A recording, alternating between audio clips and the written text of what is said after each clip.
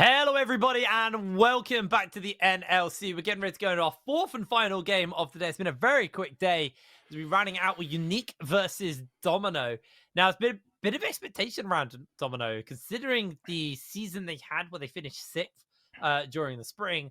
There's still relatively high expectations for these guys. I think I'm just going to hand you the floor here, Aragon, because you're someone who, you've been hyping up a few people on this team. Yeah, no, I actually think Domino is in contention for third, right? Legitimately, which might be a controversial opinion, but I'm a really big fan of how they put together the roster. At the start of the day, I said they've taken Shackle from last split, who was like the strong point of the roster, and built around him. And now they've included a promising rookie in Spuda. He's not a rookie anymore, but he was a Spuda last split. And now he's like a 1K LP challenger top laner, and he was solo killing a lot of people last split. Right, they put him top lane, so they've got a very good top laner now, a very good jungler, and they've brought in two Axes, who I personally played against, and I know he's very good because he beat me and my team, and he was very hard to deal with. Right, he's always come up as very mechanical, probably because he made something like Draven. So what they've done is they've got two good side laners. Right, Spuda can play weak side as well, and a very strong bot lane. And I think this is a very similar formula to some team. Like Verdant have. They have a very strong rock in the top lane with Sakari and a very strong bot lane as well in Gooby. So I really like what they put together. And I think they have a lot of potential. No, I agree. I think Spuda's been someone who's been on the radar for us for a little while as well. So it's nice to see that. Look, moving over to the other side though, having a quick look at the UniQ roster. There's a few people who are returning who you may know, like the likes of Woljo, who's been around on the scene for a little bit now. Div 2, right? Div 2, yeah. So is this his first? Is this his debut on Div? I think it might be. I think it might be. Thank you, Leaguepedia. Let's have a look. Resolve Academy, flung. Yeah, he was flung. London United, which was Div 2. Yeah, this is his first time in Div 1. Welcome, Woljo. Welcome up to the big leagues. He was always a player who was one of the kind of like one of the kind of like solid ones in his league back in Div 2. Obviously, you are now playing at a different pool park, and the level does actually rise as you go up the divs. So, it's how he's going to handle that. But excited to see how his debut here is going to be. Having a look at other things on the side of UniQ. I mean, UniQ Unicorn is going to be a fun one to say. Rusty Sniper. Now I know that name, and I've definitely casted this guy, so I'm going to quickly welcome to Jake. Forgot to prep today because he had to move a bloody barbecue in the morning. Trying to remember where I know the guy from. Okay, so Nerd Rage back in 2020, classic. Lions Creed as well. Division 2 London again, United. Right? Okay, yeah, so that's why I know that name. So. I just wanted to highlight that both of these, we have a 1-game sample size, but both of these players, despite being Division 2 for a very long time, they have shown up, right? Woljo actually played extremely well yesterday, playing towards that bot side with the Jarvan, consistently playing off the slow pushes to deny waves, and really bullying out an Ezreal Yuumi with his bot lane. And Rusty Sniper was on that Draven, which first game in Div 2 to lock in Draven and absolutely dumpster your lane opponent into a closing out the game was incredibly, incredibly impressive. I imagine teams won't be blind picking Yuumi into them anymore, as they do appear to have theory crafted some answers, taken answers from last year when Yuumi was meta, and I believe the answers back then were Draven, Amumu as well. Stuff like Kalista Renata as well. Kalista's unfortunately too weak right now, but Draven and Mumu was what they took from last year's inspiration, and now they're playing it too. So Yumi's off the table as a blind pick. I can imagine we still see Zeri Milio bans though. All right, let's see what the ban phase is going to continue to look like as the Zeri, as expected, goes away. Like you're saying, the Maokai is something you do expect to see on that red side as well as a ban here. So it is an option for them. Looking towards that final ban for the first phase here over the Domino, they decide to take the Maokai away, actually deciding that they don't want to blind pick it. They don't want to make it their first priority. So they'd rather not do that and then have to give you over to UniQ. So UniQ now, maybe a little bit opened up more than they expected. Are just going to take away that Melio, which is normally taken away by Domino or by the blue side. So pretty much standard bans across the board here. And the question is what are Domino going to look to try and prioritize here? The Aphelios is up and open. Yeah, it is. I feel like that's not a bad one here, but it does look they actually leaned in towards that Cassante as just kind of like a Stonewall top laner. They don't want to think about that. They just want to get that lane sorted for them. Yeah. Red side, Aphelios lock in as well. Cassante, Spuda's a very good Cassante. They've locked it in because it's also a flex into the mid lane. So just standard first picks. The only two first picks there I could see were Vi or Cassante in my eyes. Now on the flip side, UniQ have insta-locked that Sejuani and the Aphelios, you can imagine once again they're going to be pairing off that Sejuani with more melees. So champions like Jax, maybe we see Jax into Cassante, because that matchup does get pretty good after a first item. It can be a little bit rough early, but 2X's. I just realized yesterday his Draven was banned, and I'm so used to it because we banned his Draven when I played against him. So he's actually gotten it now. The second is open, he snapped it away. Yeah, that's an instant pickup there. Question is, what are they going to pair with the support? Are they going to look for something kind of engage heavy, the likes of the Nautiluses, the Threshes, or are they going to go more Enchanter focused to also deny away from the Aphelios? Does look like the attention actually goes towards a more engaged kill lane, so they lock in that Nautilus here, and let's see what the answer's going to be from UniQ. Now, there's a couple of options. You can't just go for that Lulu and play the kind of I think it's Braum. I think it's play the space by it, but yeah, like something like a Braum's fine here. I actually don't dislike what they're hovering. I know you're not meant to talk hovers, but the reason actually it's not a hover, it's a lock-in. The reason I like the Blitzcrank is Draven is a very telegraphed champion. Like, you know where he's going to be because you can see the mark on the ground where his axe is. So he has to walk there, which means Blitz can then easily line up a grab onto him. So it's very much now Snubby has to make sure that he's always positioned in a way between the axe and the Blitzcrank so his Draven doesn't get grabbed. Yeah, I mean, I'll be honest, I'm not the biggest fan of it. I much prefer the Braum. It gives you insane level 3, like 3v3 as well, and it's just such a good answer into the Nautilus. Typically, Nautilus doesn't like being picked with the Braum open.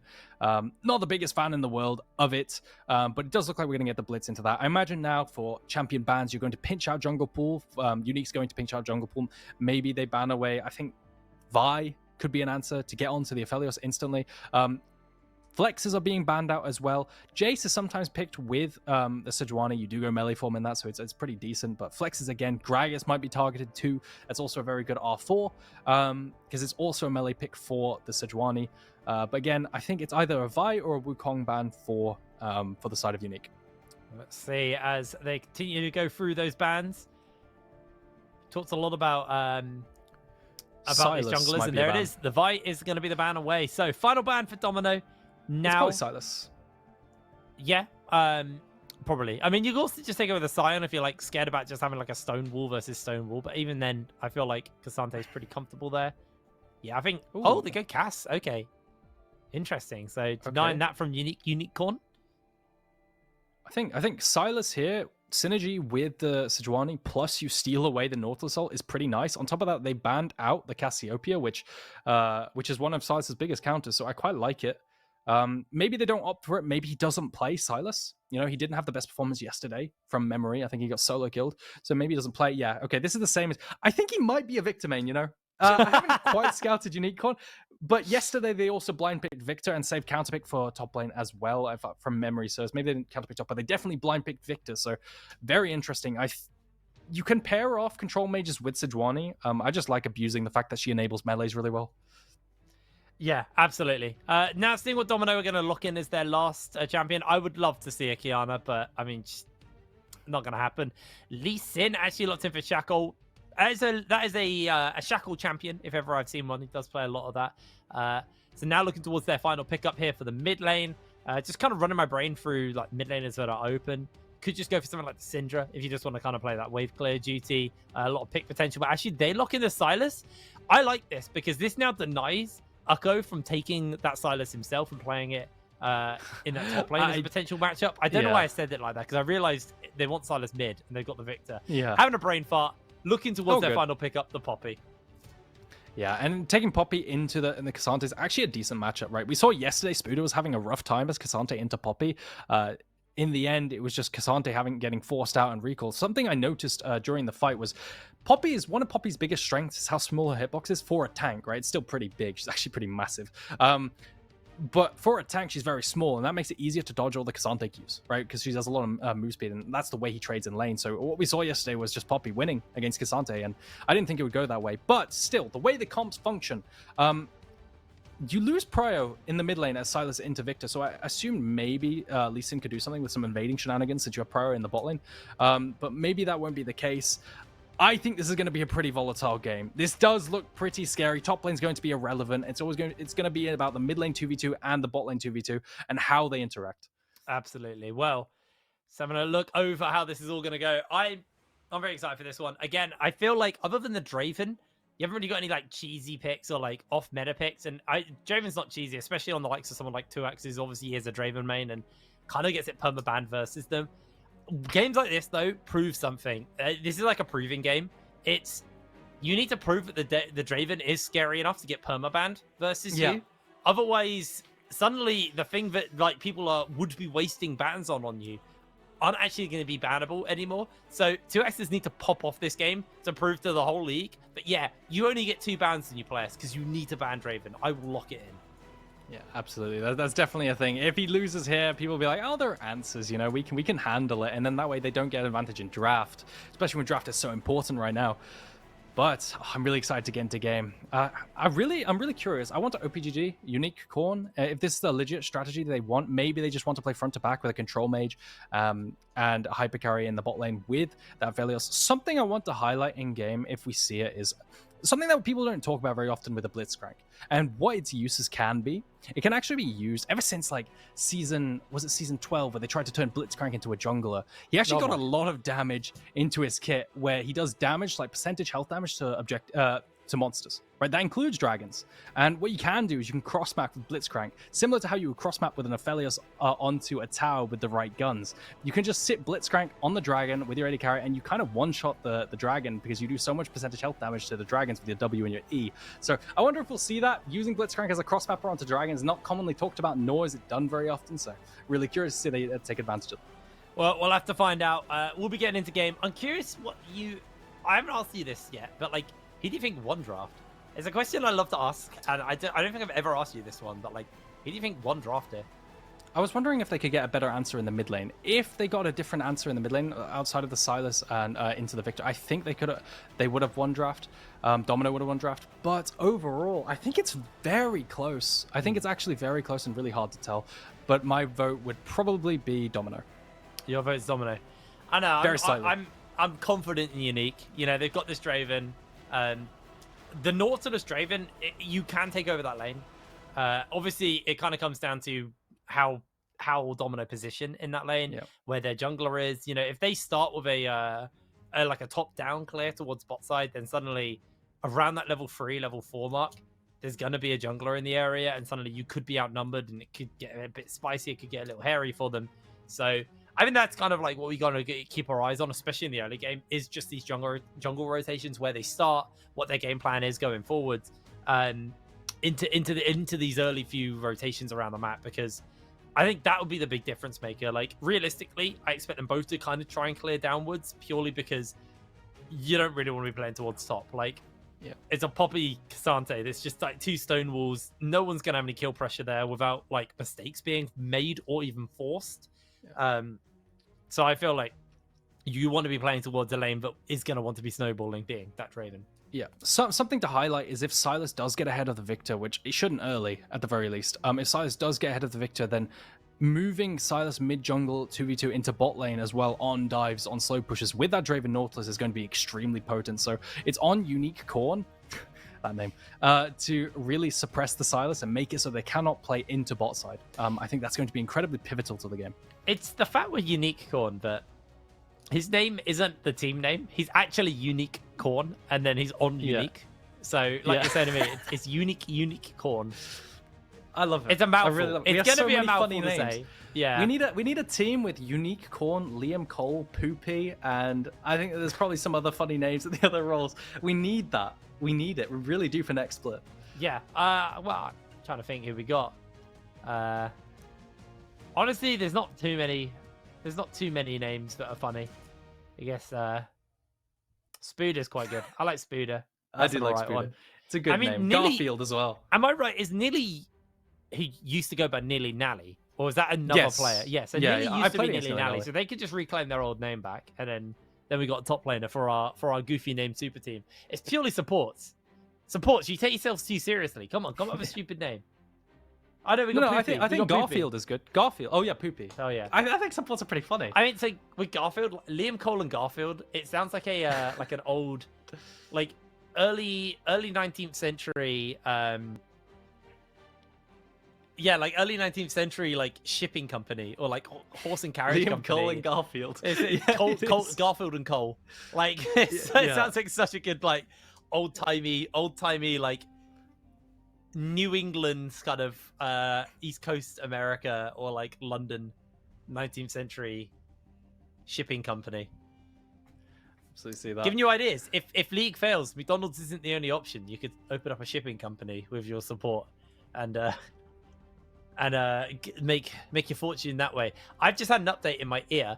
Unfortunately, there has been client issues as we have had a lot of time to waffle across our last couple of days, our last couple of games. So we are just waiting for the client to reopen the game so then we can get into it.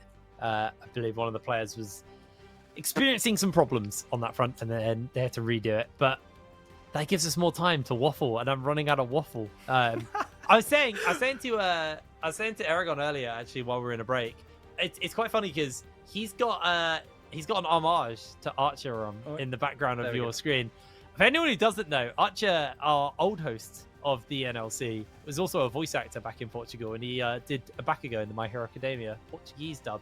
Oh, I can't point. You have absolutely no depth perception on that. There you go. It's so hard because the camera's flipped, right? So I was using the wrong arm. That one. There you go. He told me that he did like an entire series in like Portuguese voice acting. Yeah, Portuguese voice acting as well. And like, if you've watched NLC last year, you'll know that guy doesn't hold back. He goes hard, and I think he did like multiple characters, and I think he did like a lot of it in like a week. Like he said he just couldn't speak after he absolutely ruined his voice because he was like, if anyone here actually has watched Academia, the character yells a lot and. It's now yelling in Portuguese. It's Archerov as well. So that guy, he already just is incredibly loud and like excitable as a person. It just sounds like a recipe for like getting him to do 14 voices in a week. Just sounds like a recipe for disaster, man. Like the guy, I don't know how he does it. He's an animal. I miss him. Yeah, workhorse. No, he was really good last year. He carried a lot of the show. He was really solid. Shame. Oh, bless him. I met him. 2015, I believe. Long time ago. Wow. Over in Portugal, actually. Back with the Newell, who... Have the Newell broken up or have they got new ownership? I can't remember what one it is. It's one of the two. I think it's new ownership. I think they got taken over by the other... That's it. Thank you, producer in my ear. GG Tech have taken over the Newell. For anyone who is one of our non-UK viewers... the Newell is our UK scene for our university esports. A lot of players like Kerberos came through there. So did I did. Hey, hello. Oh, you were a Newell player, were you? I think I casted the Newell. You know, me and my band of D4 brothers, we came third somehow, which was unbelievable, by the way, because everyone else had like Master Tier Plus like players everywhere. I don't know how we managed to pull that off. Bro. But yeah, band of D4 brothers, we came third. I had I before the Newell, before I kind of got start casting and I had to like run my own tournament, which at the time I worked for Game, who are obviously a game seller in the UK. I worked for them for 5 years, and I was told by Game that they would give us Insomnia tickets because this is just after they bought Multi. Oh God, what was their name? The company that used to own Insomnia. So they bought Insomnia. They were like, oh, we'll give you free tickets if you're running a tournament and you can just run it through Game. And I was like, sweet. Game basically completely screwed me over and bailed on it. I'll talk about that beef in another place. But what ended up happening was I had to self-run a tournament. And by the time I worked in retail. So I was working I had like a 20-hour contract in retail. So I only earned like a couple £100 a month. I did not have much money. So I had to put like £100 in as the prize pool. And that was it. It was a £100 prize pool to between 5 players. It was all mostly just like sorry uni guys, so they were quite happy to do it.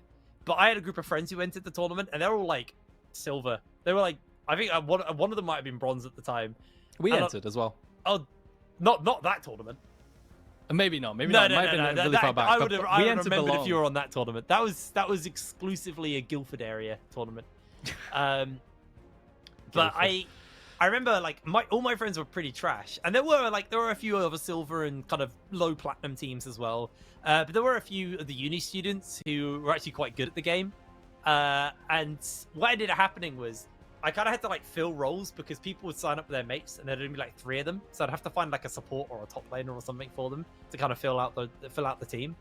what ended up happening was my friend of fours got the only person who entered on their own, who was like a D4 top laner, and his poor D4 guy had to drag a bunch of silver and bronze players through the tournament. They did not do well.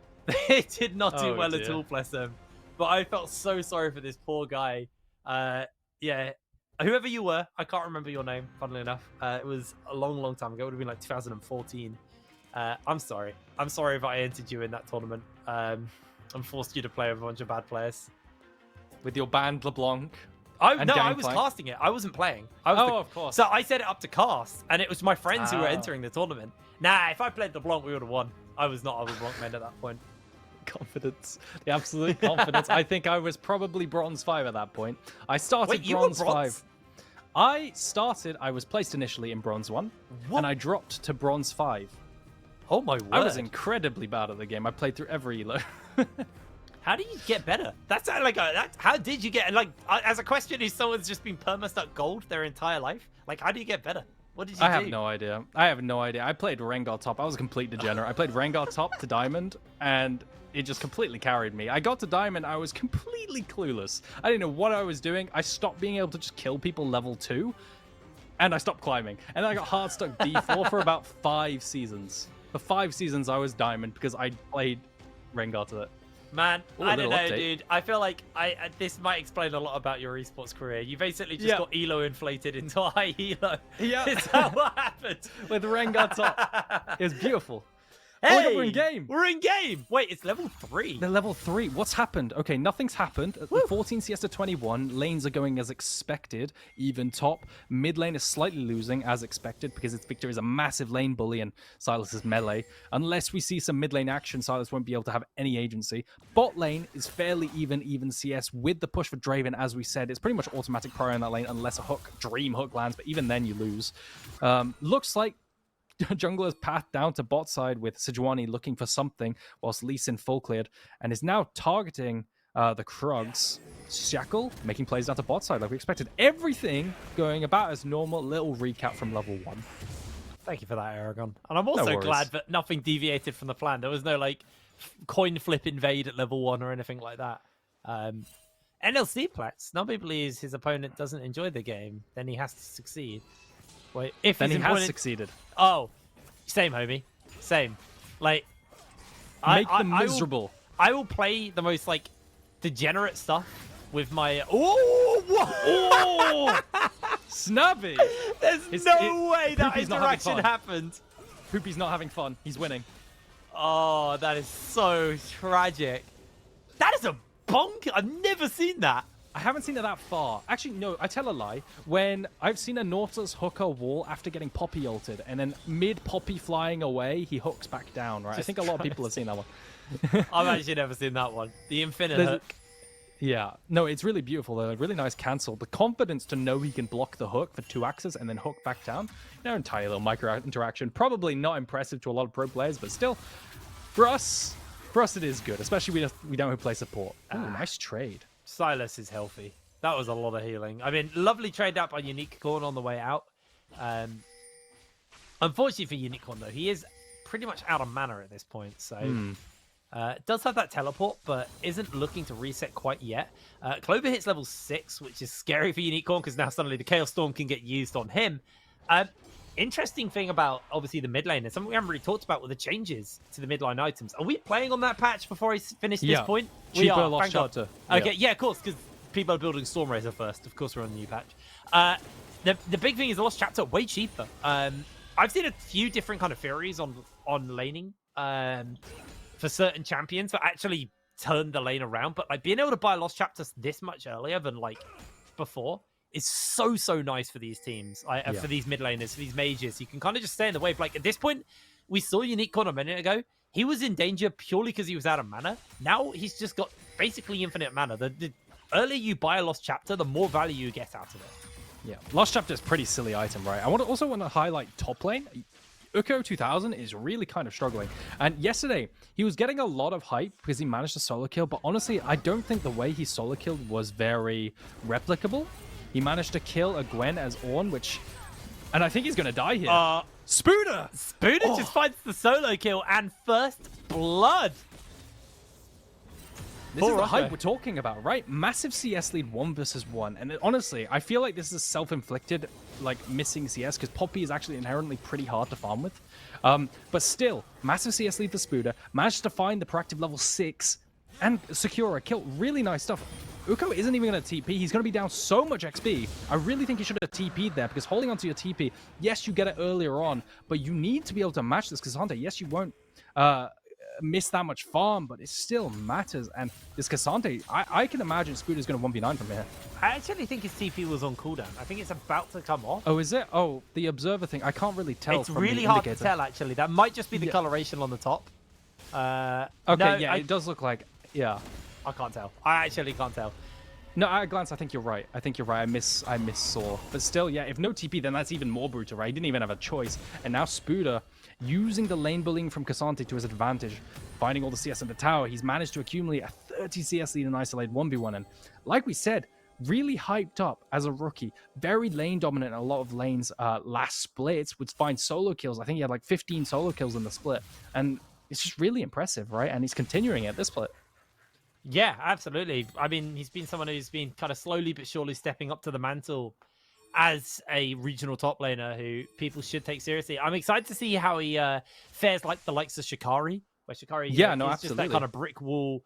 And he's kind of that test, isn't he? If you can kind of match up to Shikari, then you should be good enough to kind of hold your own when you head out to, you know, the likes of the EMEA, if you can qualify for it. So you do have those kind of like local limit tests before you hit the kind of regional ones, because, you know, while Shikari is touted as one of the top laners in this scene, if you actually look at the EMEA scene in general, he's way down that list. So you have those kind of check marks, those benchmarks that you need to hit before you can kind of continue your climb upwards as an impressive top laner. Nonetheless, 40 CS lead and a solo kill, as we've said. Spuda very comfortably in control of his lane, but bot lane has somewhat been forfeited here, as Woljo and Poopy hovering around, just making sure that this is a potential gank angle that could happen here. If they are going to step up onto Snubby. Snubby going to try and play Interrupt here. They do look for the lockdown onto him, and that's going to be easy as you like. The hook follows up as well, and Poopy forces the flash out from 2 axes. Woljo takes a tower shot, but with the exhaust, not enough damage to follow up. Yeah, that's just a really nice rotation there by UniQ. UniQ Corn even came down to make sure that rotation was safe to happen. And it's just so frustrating because bot lane's so important at the moment. And they're just getting zoned wave after wave. You could tell they try to walk up to maybe get under the tower and survive a dive. But the reality is they were cross-mapping Herald. So this is just what had to happen. Fortunately, though, and what really would have been a game ender was if 2 axes died there and lost all of his stacks, it would have been, you know, a go FF. I've seen a lot of Draven mains say go FF14 after dying and losing the stacks, right? But the reality is he didn't lose a stack, so there's still way more potential. Draven mains nowadays, it's completely fine if they go even in lane, right? This gets talked about a lot, but just to reiterate, it's okay if they go even in lane. As long as they pick up a kill along the way at some point, they can get like a 2k cash. It's completely fine. And often Draven lanes go even now with controlled lane phases. And then eventually in a team fight, because they made it so the ultimate actually deals damage equal to like your stacks. If the enemy's below your level of stacks, you can execute people a lot higher now. And that kind of secures the stat cash out too. So what I want to see is to make sure Domino do not let 2x's die and secure this cash out before he does. Well, it looks like that's going to be the game plan here as they're stepping up to the plate, looking for a potential hook. Poopy misses the hook there. Axe gets himself the plates as they're actually bringing in the backup. That might just be the end. 2 axes goes down. A 1-for-1 trade, but Snubby will be next up on the menu as Shackle's taking way too much damage. They try to go for the turnaround. The redirect as Clover locked in place, able to just about dodge away as Poopy almost going down to the tower. And UniQ, he wasn't even needed for that whole fight. And I guess this is why UniQ is holding on to this TP for the 10-minute mark, because he turns his teleport into a flank down bot side, using that teleport water on your screen now, and that in turn turns into a play that secures him Burst Tower and Rusty Sniper with loads of plays. That plus 625 gold. That's a 4-0 Aphelios. Right, look at the CS diff top. Who cares? Because it's just a double tank top. Yes, he might be able to convert that, but that lack of teleport for Spuda now really, really biting him. And you can see that maybe I was wrong. Maybe he did need to hold it as walk to lane and save that teleport for the 10-minute mark, or maybe they need to be more cautious of a sub 14-minute teleport, which did come in the bus recently. Yeah, that's really rough there for the side of Domino. Definitely not the outcome they wanted from that fight. Rusty Sniper 4-0. Well, 450 gold as well. Got the Storm Losing those Razor finished stats. up. He's scary. I mean, he got 650 gold from that tower plate as well at the end. So, I mean, I don't know if our observer can, but if you can, could you press X so we can just see the gold difference? Thank you very much. There we are. 6,000. Oh my lord! That is not fair. That is not fair, man. Gosh. And that's brutal because Draven lost his, his stacks because he died because of that TB flank. That TB had so much value. Oh, no. I think Shackle's just dead. Okay, well, that gold lead just grew a little bit more. Wait, what happened to UniQ? I completely dismissed them when I saw their roster. Rusty Sniper is really, of course they're playing through it, but still, Rusty Sniper is really popping off, going extremely fed in every single game. Yesterday he took the Draven himself and popped off. Now he's 5-0 and it might be another fight. Yep. Oh, lovely little escape there by Shnabi. Teleport actually coming in as it's just going to be the Victor joining back up. Looks like the attention will turn here for UniQ towards that Rift Herald. With Rift Herald wings and called a dragon. Going to go for that. Doesn't really feel like Domino can go for any contest here at all. And the question is what did Domino do? Maybe go for a cross map on the top side, but Ukko can block the dash from the hook with that steadfast presence. And as long as he plays this smart, he's still got a tower. He should be feeling relatively comfortable. And I just don't like the decision from Shackle to cross-map that, way earlier on, cross-mapping the Rift Herald instead of protecting your bot side. And yes, Ukko might even die here, but at this point, the damage is done, right? I mean, you're accelerating a Cassante. You gotta land the hooks, bro. you got on the stun target? Yeah. Yeah, that's a little unlucky. As Rusty Sniper, very close to taking this next tower. I don't believe he's going to be able to take it with plates, unfortunately, for him. But he's already got enough gold. He got a couple of plates there as well.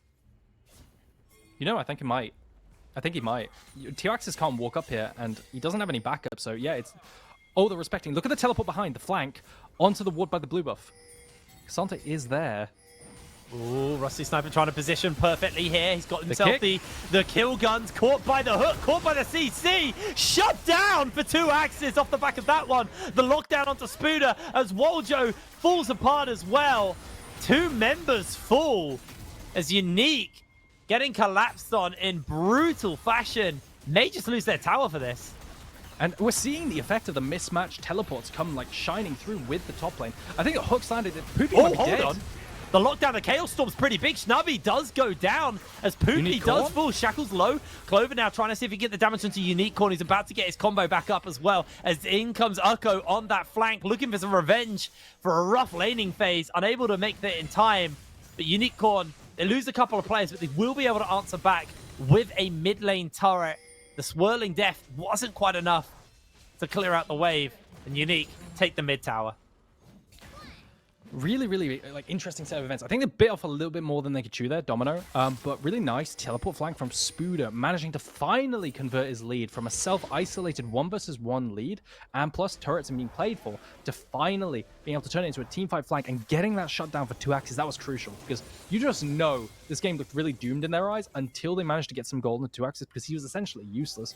Gonna complete that Ghost Blade. Really surprising, honestly, that he doesn't complete Triforce or build Triforce because there's been a lot of talk in the community about how AD carries should just build Triforce on everyone. Most champs anyway. But still, complete that Ghost Blade, and now with that massive injection of gold, we can hopefully see them contest this next Dragon. Dragon does spawn in 2 minutes 30. You can see on the top left of your screen. And potentially, with this disruption from Cassante, in these front-to-back team fights, maybe he can isolate Rusty Sniper, because that's what Cassante's really good at doing, disrupting and isolating carries. And then, based on that, they can win the fight, because, let's be real, Rusty Sniper has all the gold. Yeah, I mean, he's monstrously fed. Nice shutdown, obviously, for 2 axes means he does get the Ghost Blade for himself, so he does get at least something in response. But UniQ, he got himself that Rift Herald. And with an item and a half onto Rusty Sniper already, this game is looking pretty scary. It's the same level as 2 axes, I guess, which is a silver lining that I will find for them. And honestly, Ukko, even though he's got 2 deaths, I think he's quite content holding side lane. I say that as he almost finds Clover, getting him the kill, the steadfast presence. Oh, that was brutal. This Ukko. Okay, so I'm so confused because I watch his laning, I watch his gameplay, and he just doesn't look the best. Like, no shade to him. That's just the analysis I see. He'll fail to hold freezes. He'll do something very silly. But then all of a sudden, he just whips out a random solo kill. And I can't fathom how this keeps happening. The guy is just incredible at solo killing, I guess. Really, really impressive. It does look like he stopped the dashes from the Silas. Clover probably thought that his jungler was closer and they had time. But yeah, no. Ukko was just putting in a shift. That was honestly what was so cool about that is because Silas is his heal is a dash. His W is a dash. So the Steadfast Presence stopped both the initial E dash and then the W dash that followed as well. So and that then cancelled the W. So Clover didn't get the heal from it, from the Kingslayer. That's the name of it. And that was all she wrote. Like, okay, Steadfast Presence is just such a powerful tool to shut down a champion like Silas, who effectively has 3 dashes in his kit if you count both charges of the E. It's just like the kill shouldn't be possible, right? Because it's not like Poppy can one rotation like one-shot you. So it must have been multiple rotations, and Silas Clover just disrespecting the potential all-in and the lack of disengage. Look at the mid lane though. The Rift Herald's been placed down. They all have to. Yeah, you can't cross map this. You have to respond to Rift Heralds. You cannot be proactive into Rift Heralds because they will always get the better of the cross map, because they have a Rift Herald to back up the siege. So yes, Spuda is going to try and hit this tier 2 turret, but Cassandre is notorious for not being able to actually take turret that quickly. He has a Demolish proc and some auto resets in All Out. But the reality is, this is going to be a really favorable trade for UniQ, and it potentially converts even into a dragon. Yeah, actually, Rusty Sniper's got the Graviton up. If he gets a good Moonlight Vigil off here, this could be a rough fight to follow. Not going to go for it. Teleport is available on Spuda. Takes himself to tier 2 in the top side in response, and it looks like with the fact that Clover got chunked earlier by UniQ, there is no avenue for Domino to fight. I think Domino both have TP, and they're pinging wards behind. Like, the UniQ know that they could potentially be flanked, but it does look like, yeah, it's not going to happen. I saw a potential angle, but they were too scared to approach as the 3-man in case of being turned around onto, you know? I think Draven. Rusty Sniper's also off a recall now because he's 2 items in. So I feel that they're like, all right, Draven's not actually as strong. Rusty Sniper's incredibly fed, and the rest of his team are still healthy enough to be able to kind of basically secure him the space to win the fight. Yeah, and it wasn't 3rd dragon either, right? It was 2nd dragon, so maybe they're saying, you know, a little bit more time, close the gap in terms of items. Draven just completed his collector as well, which did get buffed to 18 lethality, so it's significantly stronger now. And we're going to fight the 3rd dragon because that is Soul Point, and that you have to contest that. And Spuda is potentially going to try in this next, this next 4 minutes to complete a stone plate to be the biggest wall possible. Alrighty, well, 20 minutes on the clock. Baron spawning up fairly soon, and genuinely, Domino right now, they have to be very careful that a Baron could come down. Like, that's a 2.5 item Aphelios. It's a Chemtech soul map as well. While Chemtech Drake is, you know, touted as one of the lesser Drakes that people really don't like getting, the Honey Fruit healing and the sustain that it does actually afford for them is actually true, yeah. Is something you don't have to sneer at. You can damage test the Baron, heal up fairly effectively, and then not have to worry about going for the reset. Rusty Sniper might be in danger. They're going in for the kick. Flash onto him. They use all of the lockdown, and he is popped. 2axis finds the kill. Shackle with the flank angle. Absolutely flawlessly played. 2axis finds 2 kills. As Ukko buys the space. That could just be Baron. Yeah, and I wasn't even noticing Shackle in the background. I guess UniQ didn't either. He must have pathed all the way around. We saw him walk past Red Buff, but little did we know that the entire time he was looking for a long con flank angle onto Rusty Sniper. The silence from Clover stealing that Blitzcrank ulti, denying the flash away from Rusty Sniper. And in the end, he just gets one shot. This is the only way that he can die is with these long con flank angles if he has someone behind him. So, honestly, it's kind of on the vision control or from UniQ around topside. That was such a loud mess up. Flank. Honestly, such a mess up, but he was able to get into the Raptor pit. Like, yeah, that shouldn't have been a possibility at all, but it just was. Yeah, especially since it was Baron up as the neutral objective. You want topside vision around it, right? And it's the only way that you can get flanked. Regardless, he's still incredibly fed, right? This is an incredible injection of gold and potential towards Domino, because now they can siege maybe 4-1 mid bot lane. Play for that bot lane inner turret and that mid push at the same time. 2axis just going to push out the mid wave. Not going to sync waves. Going to actually get a recall real quick here. Probably just the last reset before Dragon. Play for that bot lane turret and then rotate the Dragon, I imagine. Yeah, the question is are Domino going to be able to actually go for the dragon? I still feel like UniQ are very strong right now. In fact, Unicorn himself has picked up a shutdown just from how far ahead he's pulled over Clover. Has got that Zonya's Hourglass and the Leandre's finished up. They are actually matching on items, but I mean, it's just the kind of inherent gold that he's got in his kit. So with the dragon spawning up in a 2 minutes time, UniQ could look to try and turn their attention towards that, see if they can just get Rusty onto his third item for that dragon fight. I don't think he's going to have enough time to get the gold put together for it, though. Yeah, it does look like they're playing for the flank instead on Clover. He just played for bot lane tower, as we said, and now with those Baron minions, they're going to automatically get prio in the mid lane, which will convert into the dragon. Essentially how you play when you're winning to secure neutral objectives. If you keep, for example, if it's dragon, you keep bot and mid pushed on repeat, and you never let the enemy move forward so that they can never get vision and never feel comfortable face checking when dragon does spawn. And that's what it looks like Domino are actually going to keep doing. Keep pushing them in, keep not getting flanked, just let them stay under the tower, and eventually you rotate down to dragon. A massive wave in the top side as well, which somebody on the side of UniQ probably wants to go collect. Ooh. Does look like Domino actually rotating their whole team up towards it, seeing how big that wave is. Unicorn should be able to get there and just one-shot the wave on Victor before it even gets remotely close to getting Baroned up. But this does mean he's going to show on the other side of the map, and that now gives Domino room to move down towards the bottom side. They do have teleport on him, so he can join in if he needs to. But this is a rough set of play here. They do find an opening onto Snubby. He's popped, and UniQ find their opening. And that's dragon. He got pulled over the wall. Poopy walked backwards as he hooked or something, because he didn't actually get pulled in front of it. I don't know if that's an observer bug or maybe the angle that we just couldn't see, because it didn't look like that would happen. And Snubby can't respond. All game long, he's been using the micro interaction of hooking a wall, but it's just over from fog. So, oh, it does look at Spooder. Look at the TP down top side. So he's going to try and cross map instead. And I don't know if I like this, because he doesn't have time to take the tower. It's kind of useless. I won't lie. They're going to get dragon no matter what. Actually, Spooder's going to have to leave. They might be quite happy to forfeit it and kill Spooder here. He's in danger. Ukko's got the steadfast presence on. The gravity well pins him in place. And Unicorn has teleport, so he's actually okay to commit time here. So I guess Snubby actually, it bought enough time for Snubby to spawn. But yeah, no, Spooder's never under any threat there. I'm pretty sure Victor runs out of mana before killing Cassante there. He's so tanky. But now, look at Spooder's flank angle. Yep, teleport's coming in. They're looking to join it into the fight. Unicorn has to go the long way around. Has got that blast cone to get over the wall. Dragon's going to get reset here. Go for the full reset as well, as Snubby finds himself inside the pit, maybe a little bit isolated away from his team, as it's really on Rusty Sniper to position well here. He can't get himself flanked once again.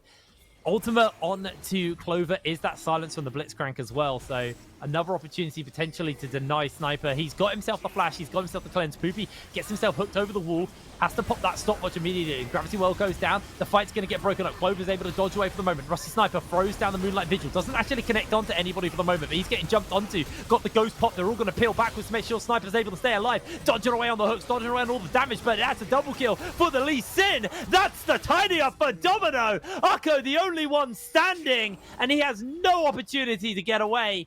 How did that fight go so wrong so fast for UniQ? And it's just Spooder being an absolute brick wall. Snubby getting picked off inside the Dragon Pit, but he has stopwatch to bring people in. And then Spooder managed to buy enough time running into them that they just can't burn through him, right? As the Gargoyle Stone Plate now. And in the end, you could see that there was just no opening for UniQ.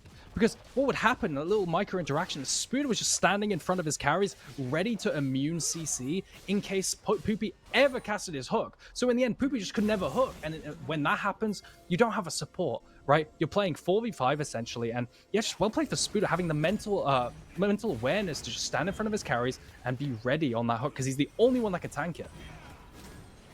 That is there's a bit of a rough fight there for the side of UniQ, and it felt like the game was very much in their control. But I think the major thing as well was Ukko missed his ultimate on to Clover. Clover sidestepped the bot back, and at that point, they hadn't got the man advantage. The ultimate had been wasted by Ukko, and Rusty Sniper, he had to burn both summoner spells and still wasn't able to step away from Domino. We're also seeing a frontline difference now, right? An absolute frontline difference, because UniQ is just so far behind Spuda. Spuda is so incredibly fed in terms of this 1 versus 1 and now 5 versus 5.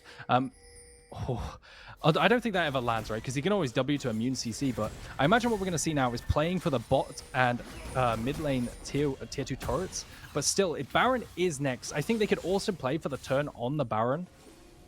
But we'll have to see what Domino opt for here.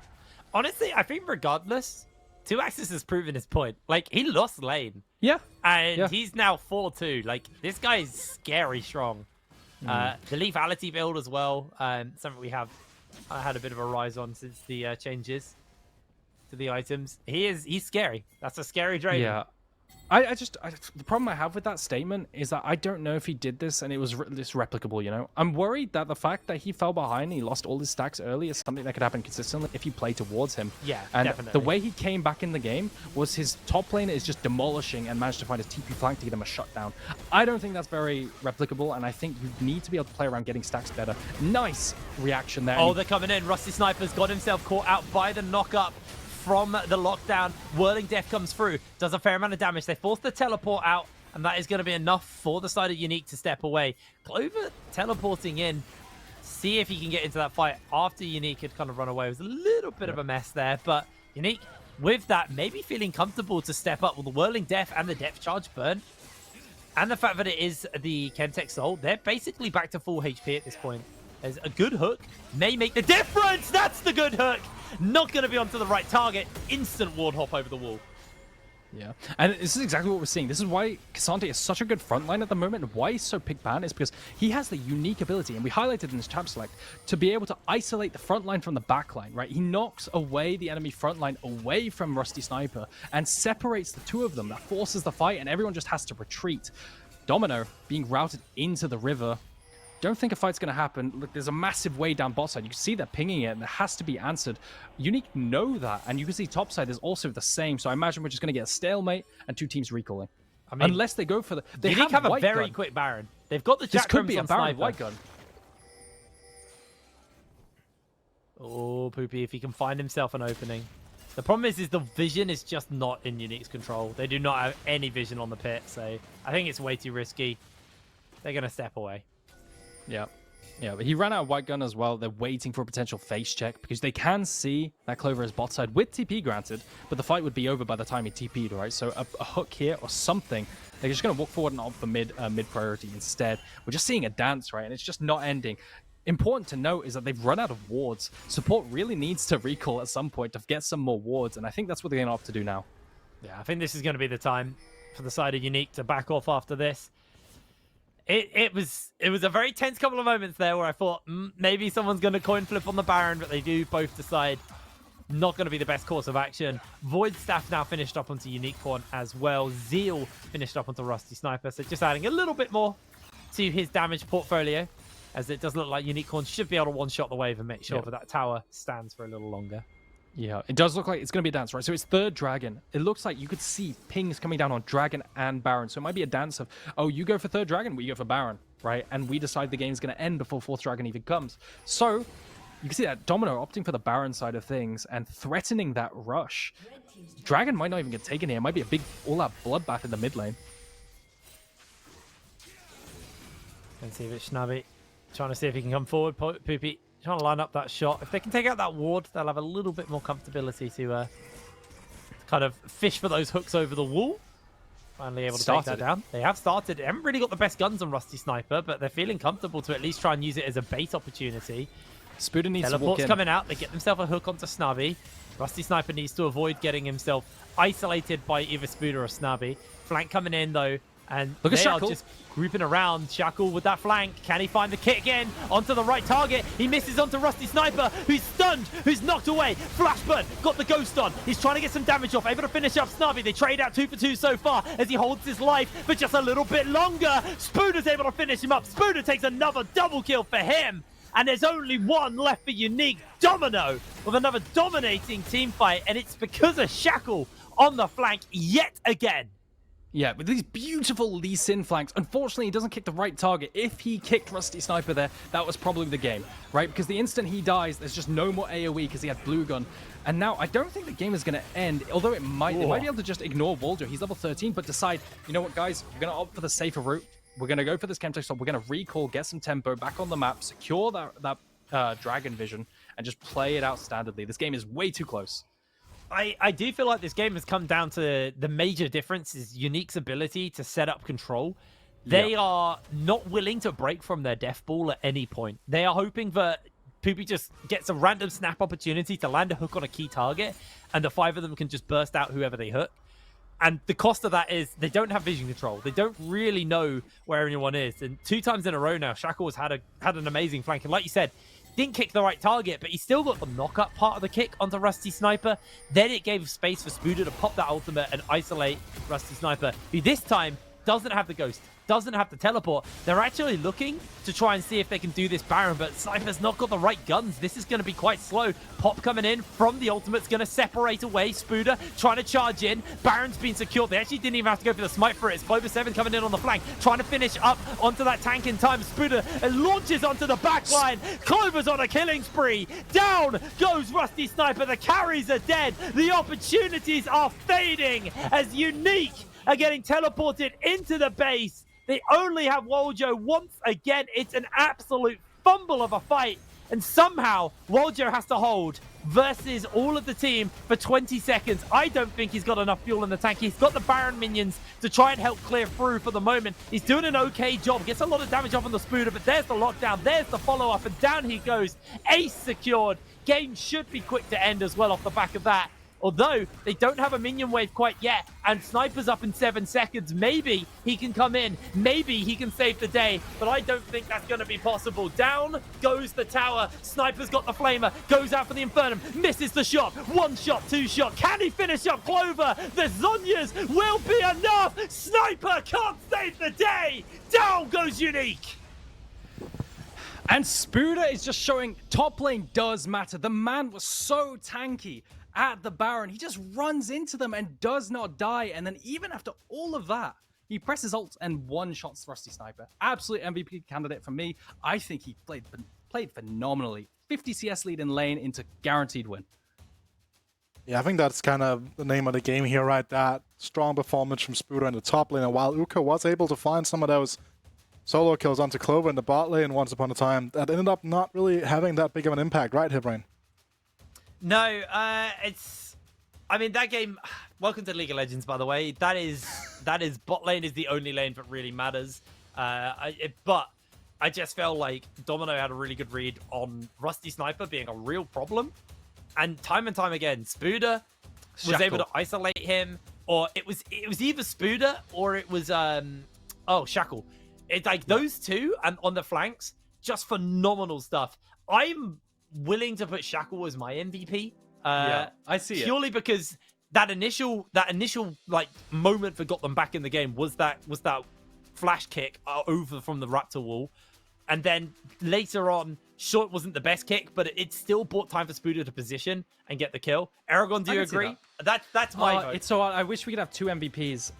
I just feel like you can only choose get a one. 50 CS lead. 50 CS lead in top lane. There's top lane bias. It's Shackle. Shackle's MVP. Fine. He's coming in Spooder, with his top lane bias. I'm not having it. Spooder, I tried. Spooder was great though. He genuinely was amazing, and I do agree. But like, it's a tough call. I just think Shackle's flanks was so impactful. I think Spooder was enabled heavily by the setup that his team was able to do in those team fights. Absolutely phenomenal stuff coming in across the board though.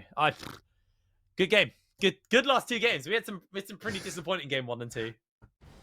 That was a banger to close out on. Even if I had a vote Aragon, right, I would have to go Shackle because Danish bias. That's I can't win this bias either side of me. It's a true classic, right, for the NLC to have a bit of Danish bias. We need to have that in there for sure, right? But again, like, you look at the opening coming through here, we get that massive lead. We got to see the gold 6K onto Rusty Sniper after what felt like 12 minutes or something like that, right? Just a huge lead. And 2X is losing all of his stacks, getting them back finally, and being able to really turn that around with good TP play from Spooter, if I recall correctly, right, Aragon? So top lane again, coming in, having a bit of an impact on the map. But, I mean, what really went wrong there, honestly? Yeah, I mean, it was just not watching your flanks, right? I think that was a really big deal. I do think the game was in the hands of UniQ, right? They did have a 5-0-80 carry. All they had to do was play team fights, not get picked off. But I don't want to say it was all them throwing, because it was actually a lot of Domino playing well, right? Shackle finding those engages, it's not easy. And finding these TP flanks and preparing these TP flanks to actually set up kills on your AD carry when you're that far behind is really impressive. So whilst, yes, I do think UniQ have a lot of growing pains, and they need to be sure to set up vision so that they can't get flanked like this. The only way they lose is if they get kicked. I think they did really well, and there's a lot to take from this. No, I totally agree. I think it really does boil down to just, like, they didn't have enough information to work with because they were scared to break their death ball. And then the target selection from the side of Domino was just vastly superior. Like, it felt like every fight, it was, oh, that person's low, let's quickly finish them up, and then we can see if we win the fight with a man advantage, where, like, Domino just went in, they're like, I kick Rusty Sniper, we win. Like, it's the Chad meme, isn't it? Where they're just like, yes. Like, that was their game plan for the fight. Yeah, and speaking of Domino, we have an interview ready with their manager Pride coming up right at this very moment here. First of all, congratulations. 2-0. Thank you. At the start of week 1. How does that feel? It feels good to start off the week or the whole split with a 2-1 instead of ending it with like 2 wins. So it's pretty good. Yeah, and also, like, did you guys expect to be going 2-0 into this weekend? Right, I feel everyone also be like, yes, we're the best team in the world, we want to beat 2-0, but I mean, you're taking some pretty decent scalps already. So I think this was our best bet to get a 2-0. I think we had a much easier schedule than the other teams might have had. Fort Wall, like, trying to show themselves, same with UniQ. I feel like maybe they're in our same spot. I like getting the feels, and also it's like a new split, and teams needs to feel each other out the first week. So I feel like this was our best schedule to get that sort of momentum into the next weeks. So right now we're going to focus on, keeping the momentum and beating Ruddy and Natives next week, hopefully.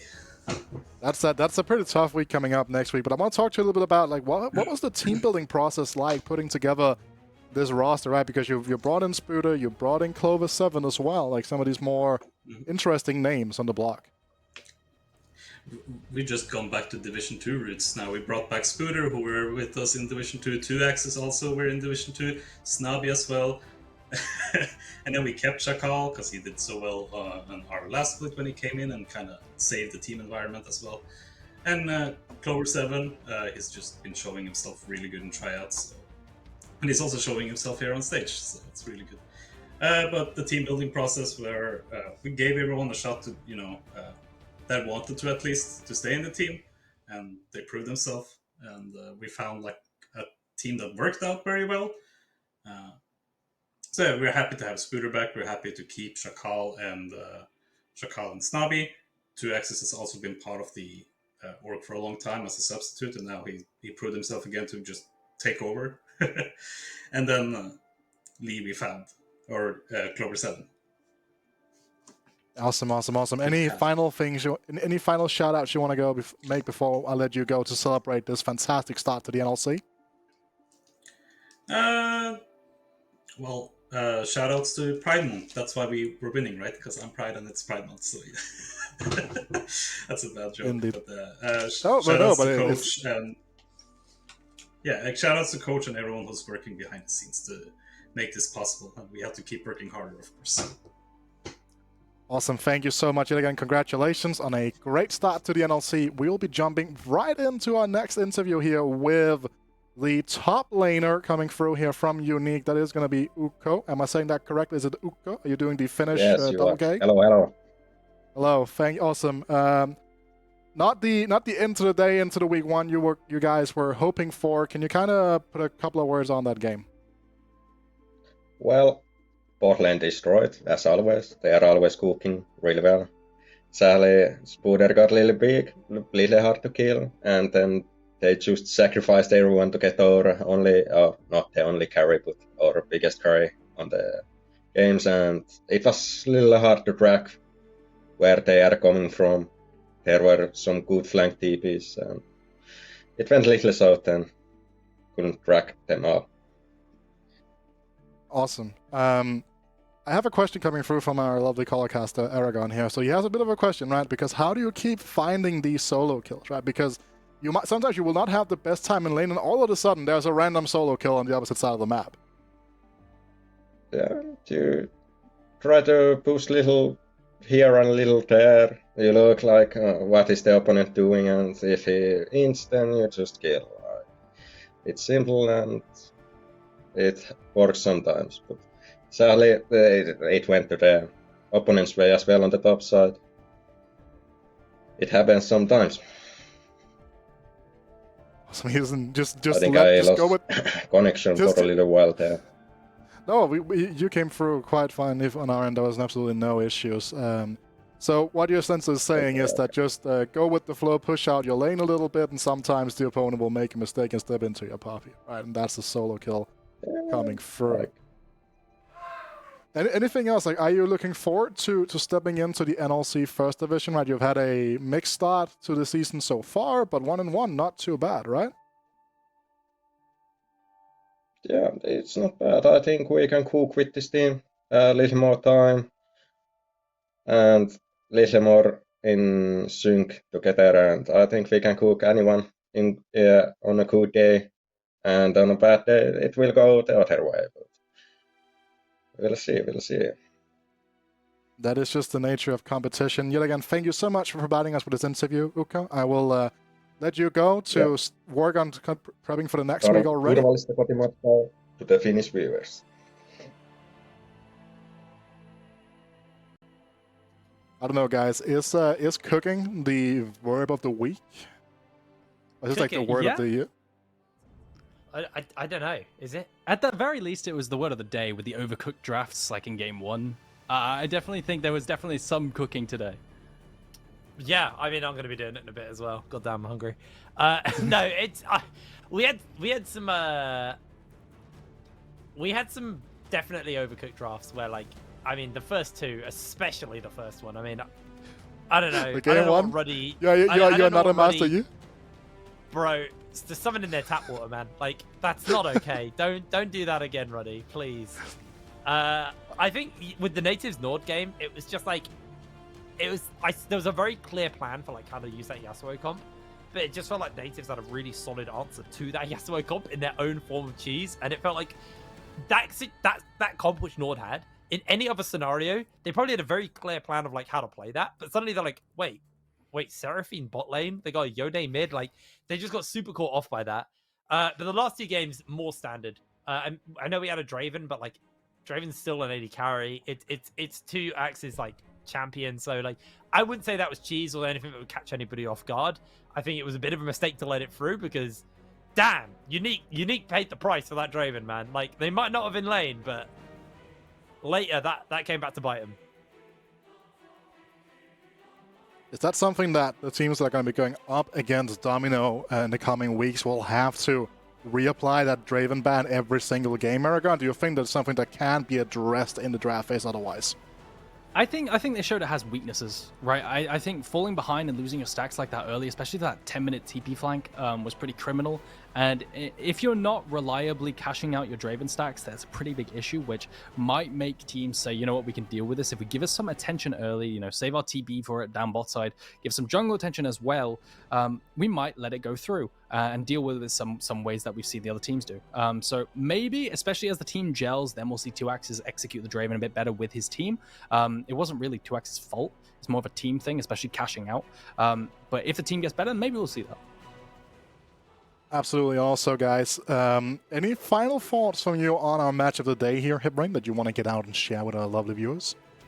I'm glad it was match of the day because it was actually a really exciting game. It was very, very close. I think it came down to like fairly obvious mistakes on hindsight, but I feel like these are things that Unique can easily work on and fix. I think they're a team who have shown a lot of promise, honestly. And I mean, I guess same for Domino because they were a 6th place team, but I felt like there was high expectations on Domino, or at least somewhat expectations on Domino's coming into this season. So to see, UniQ actually strike out and have a really good game versus them, sure, mistakes, but these things can be worked on. So I think we were blessed. That was a really good. I'm glad that was our match of the game and day, and not like Ruddy Verdant, because that would have been such an anticlimax. Aragon, do you share the same sentiment? Absolutely. I completely agree with Hiprain. I think that game was an absolute banger. It was probably the best game of the day because of how close it was.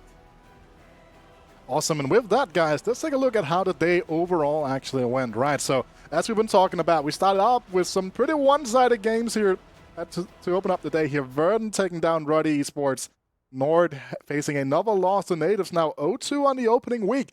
A little bit surprising for a team as ambitious as them. And Veneer taking a loss here after having a strong day 1 to 4-4 and bounce back. And then UniQ Esports versus Domino Esports that we just saw going the way of Domino. And that are some pretty expected results, I'd say, to be complete. Or, I mean, I just know, realized Hiprain, how bad my predictions are going to be. I am so doomed. Were they not great? I think I got 4 I went today. Ruddy UniQ, bro. I went Ruddy You tried to UniQ copy today. me again. Oh, I got played. Oh, good. so also You should have copied me again. No, So- you hinted me. What are you talking about?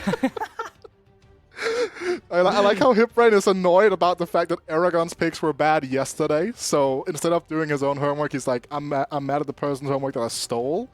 Is wrong. But let's look at the overall. While we Go on, discuss this, let's don't look at worry, the- don't worry. I'm just going to flame Aragon more. You do your job, bro. with that statement, let's take a look at the overall standings here. So 2-0 are going to be Verdant and Domino. Domino 2-0 is a bit of a surprise, maybe for some people out there, right? In the 1-1 bracket, we have 4 teams with UniQ, 4-4, Natives, and Veneer. And then the 0-2 bracket, I know it's not Swiss, right? But down at the bottom of the table here, Nord and Ruddy Esports, 2 teams that are dead set on making it to the playoffs with a very rough start, Aragon. Yeah, I mean, it's kind of surprising, right? It's definitely a big fall off. A lot of people are voting for them just because based on like last split's success. Nord and Ruddy, I don't think anyone expected them to be last. It's such a big fall off from top 4 last split. Really is. Is that something? It really is a Yeah, big... no, it is. It is. Yeah, it's. I mean, it's only week 1, right? Though, so is that enough to kind of judge everything off? Yeah. No, I'll say that time and time Yeah, again. I guess I was being a bit dramatic. But no. We at have the to be same dramatic. time, Think of at the same time, headlines, it's guys. disappointing. Yeah, it is exactly right. But like, it is also disappointing to see these teams. I feel like Ruddy, my expectations for them aren't as high as I had in previous splits, as in spring. I definitely had the idea that like they weren't going to be quite as impressive, but to see Nord at the bottom, pretty rough on that front. I'm excited to see what 4-4 can do. I think they're a team who have shown some serious promise. I mean, they're beating Veneer there. They're a team I do see some potential in. I'm excited to see how they develop. I think end of next week, maybe end of week 3, is the best time to really get a good grip hold on where these teams are in their relative power strength and an idea of actually where things are going to be looking by the time we get towards playoffs. Anything you want to add to that, Aragon? Honestly, I think Hiprain has said everything I would probably say. No, you're back in my thoughts. So now, so Hiprain copies you, and then you take the higher ground by not wanting to copy what Hiprain says. I see. That's how it works. That's perfect. However, you guys have been discussing all throughout the day about the different MVPs coming through in each game here. So let's take a look at the overall play of the day vote that will be happening over on Twitter at NLC LOL. So go over there and get involved. Neither with that Tristana in game 1 when we had the massive Yone showing, much to your delight, Hiprain in game number 2 with Vladdy. It's Vladdy. And we have Blinks and Chakal. Okay, you say Vladdy. I think it has to be Vladdy as well. I think I hard agree on that. I think Vladdy had he didn't even make it look fair. Like that mid was just gapped. There's no other way to break that analysis down. It was just a gapped mid, and Vladdy just looked so good on the Yone. I got choice thoughts about Yone. I don't like the champion, but I have to admit Vladdy very good on that one. How does it feel, by the way? I gave you flack for top lane bias It turns out not a single top laner got MVP today. And that was probably like one of the few chances where a top laner can get MVP. And like I denied it from you. Meanwhile, my lane got 2 MVPs today. So I'm secretly working against you. You just didn't realize it. Okay, so I'm quoting Spooder here. I'm quoting Spooder here because he was the top laner. Should have just got MVP. I won't lie. I feel a bit robbed, but it's fine. I'm gonna get 100 CS, 3 solo kills, and 100% kill participation. Then I will get MVP. The man was on fire. You robbed him for sure. Spooder, your lane's dead, bro. Like it's doomed. You're not getting MVP. You can literally carry a game. You're still a top laner. Oh, I feel sorry for him. I feel so sorry for him. Genuinely, it was close. It was close. I think just Shackle blew the game open, which is why I think he deserved it over Spooder. I think in any other scenario, if that Raptor like kick flash hadn't happened, I actually think it would have been Spooder's MVP. I agree, because like that play was just the entire catalyst, like the catalyst for like the catalyst. Sorry, again trying to mix up Danish, you know, all these things, and then all of a sudden, the entire catalyst of the comeback after that massive opening from UniQ in the early game, right?